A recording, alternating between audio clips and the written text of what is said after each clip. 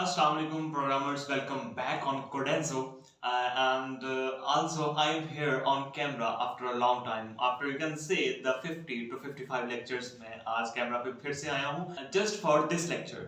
Actually मैंने जैसे आपको शेड्यूल बताया था अपने कोर्स का Python for Absolutely Beginner 1.0 जो है हमारा कोर्स चल रहा अभी करंटली उसमें सेकेंड लास्ट टॉपिक जो है that is the object oriented programming. So आज से हम स्टार्ट करने जा रहे हैं ऑब्जेक्ट ओरिएंटेड प्रोग्रामिंग के साथ। So let's start.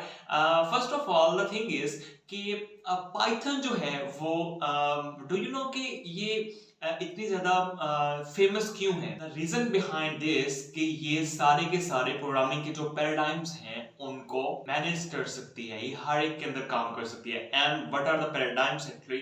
The functional programming, procedural programming and the object oriented programming. Functional और जो प्रोसीजरल प्रोग्रामिंग है वो एक्चुअली क्या है जिसके ऊपर हम पीछे प्रीवियस लेक्चर्स के अंदर वर्क कर चुके हैं। We'll talk about the functions and the functionalities which are not relevant to actually the math, but all the functions we have done in the relevant videos, in relevant lectures, are come under the category of functional or procedural languages. Procedural languages के अंदर हम बात कर सकते हैं we have a big task and we can define or we can break down into small pieces and can use the functions to work on that task or that problem. So procedural और non procedural वगैरह के ऊपर हम बात कर चुके हैं functional programming के ऊपर.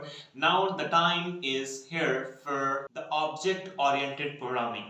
So let me start with an example of myself कि जब मैंने स्टार्ट किया अपना प्रोग्रामिंग की जर्नी को, so the very first language I have chose was C++ actually.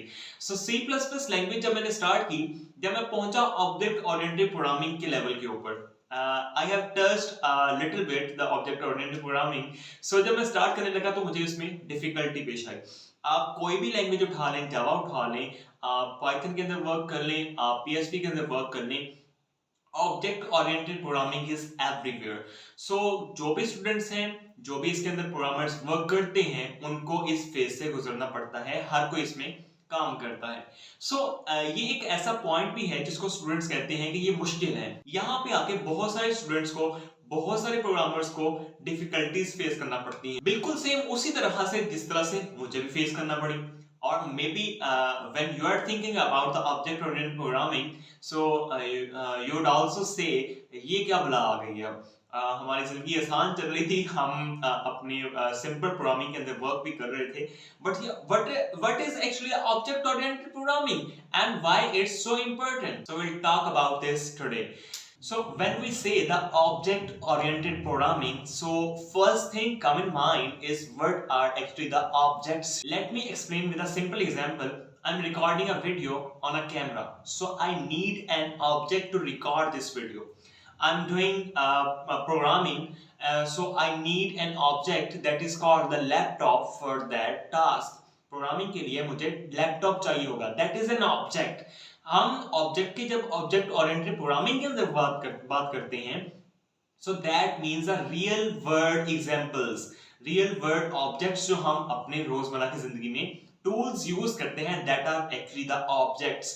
So I am also the object, human beings are also the object. For example, I'm working in a company and as a programmer, so I am the object here. So if I am an object, I have some properties.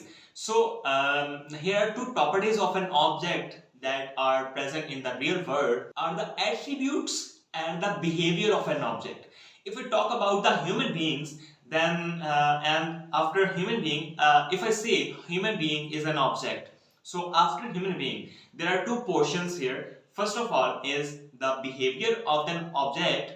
Now when I say the behavior of an object, I'm saying the behavior of a human, because we are taking or assuming human as an object. So first is the behavior and second are the attributes of this object. Let's firstly talk about the attributes actually.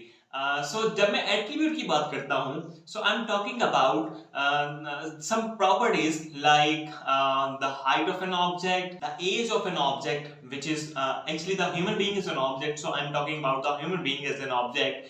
I have some height, I have some age, and we can also say I'm working in a company. This will also come under the category of an object, the working place where I am working. So these are actually the attributes of this object. And if we talk about the behavior of an object, which is the second parameter or second property of an object, this is actually something about, if we just talk about again the human being as myself, then the talking, walking, I can see, seeing the objects, watching something, or touching something, or eating or sleeping, these are my behaviors actually. So an object have two properties. First is the behavior and second are the attributes of that object. So here comes a new thing, which is the method. What are the methods in object oriented programming? So अपने जो previous lectures गुजर चुके हैं, हमने उनके अंदर बात की थी functions के ऊपर. Functions हमने बहुत डिटेल के अंदर पढ़े हैं सारे के सारे.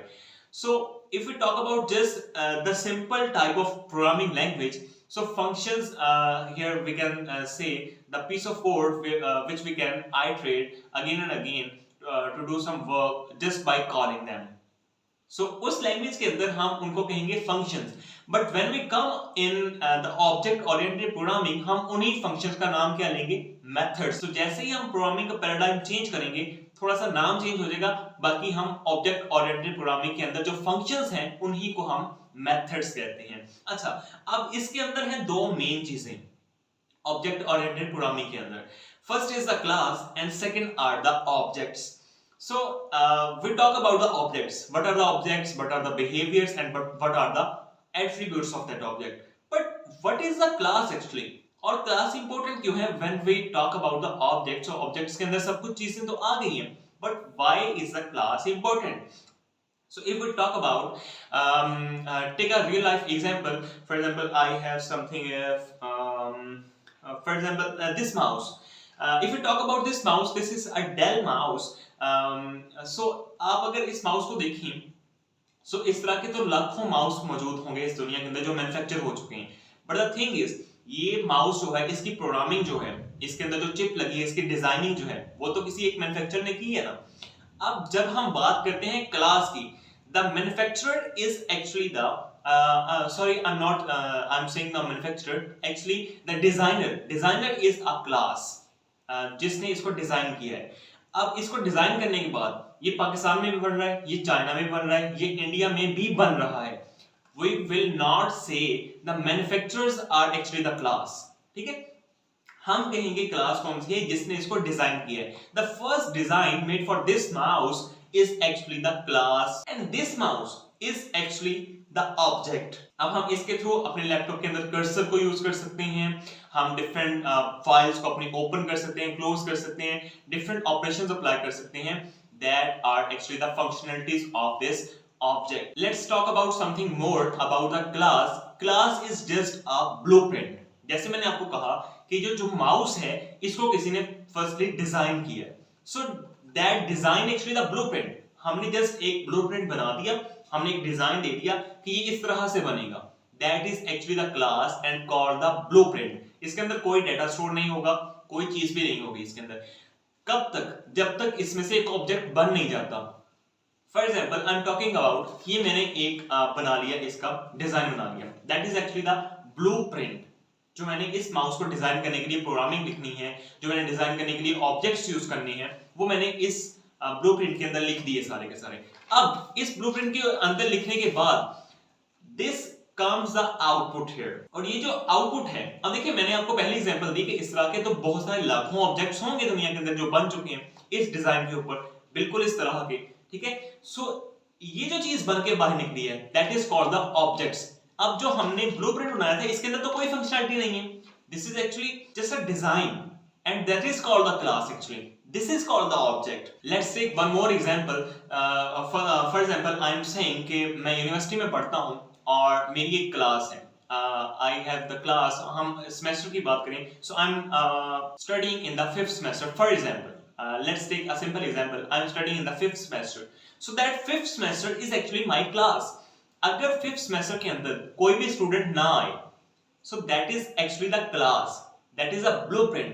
अब क्लास जो है स्टूडेंट्स के बगैर कुछ भी नहीं है. अब यहां पर जब स्टूडेंट आ जाएंगे क्लास के अंदर, that are the objects. अब उन ऑब्जेक्ट्स के बनने के साथ उसके अंदर आ गई एक फंक्शनलिटी.